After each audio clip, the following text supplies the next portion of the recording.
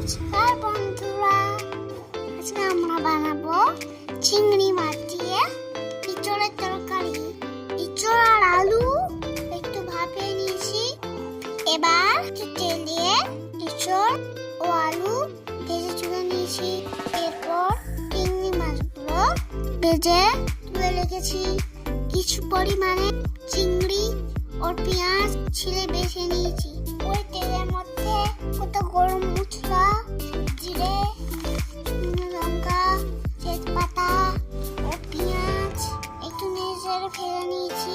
এবার দিয়ে দিয়েছি একটু টমেটো কুচি, স্বাদ মতো লবণ।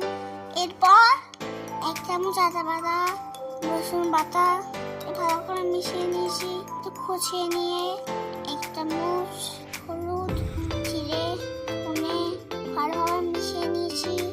এরপর আগে থেকে বেটে রাখা দই ও কাশ্মীরি লঙ্কা দিয়ে নেড়ে চিংড়ি মাছ বাটাটা দিয়ে দিয়েছি।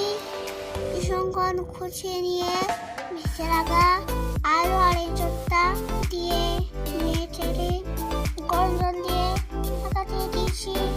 একটুক্ষণ পর আলু আর এঁচড়টা